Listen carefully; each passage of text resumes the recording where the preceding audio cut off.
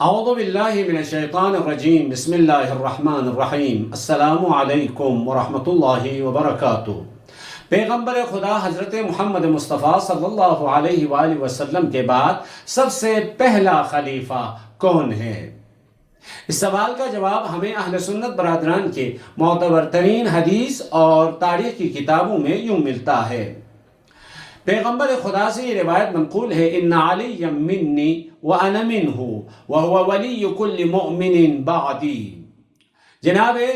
ترمذی نے اپنی کتاب صحیح ترمذی میں اس روایت کو نقل کرنے کے بعد کہا ہے ھذا حدیث حسن، یعنی بے شک علی مجھ سے ہے اور میں اس سے ہوں، اور میرے بعد وہ ہر مسلمان کا ولی ہے۔ اس حدیث کو جناب ترمذی نے باب ابواب المناقب، باب مناقب علی بن ابی طالب میں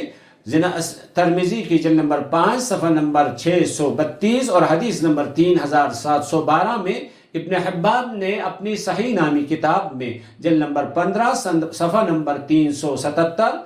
اور حدیث نمبر 6929 میں جناب حاکم نشاپوری نے المستدرک میں جلد نمبر 3 صفحہ نمبر 119 حدیث نمبر 4579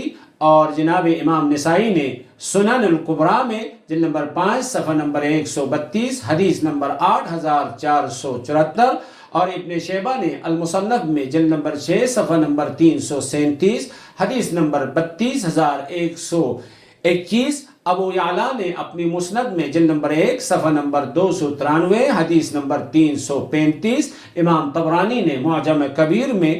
جلد نمبر 18 صفحہ نمبر 128 حدیث نمبر 265 میں۔ اسی طرح امام احمد نے ایک اور جگہ پہ پیغمبر خدا سے اس روایت کو نقل کرتے ہوئے لکھا ہے، پیغمبر خدا نے فرمایا انت ولی فی کل مؤمن بعدی، یعنی حضور اکرم صلی اللہ علیہ وآلہ وسلم نے فرمایا اے علی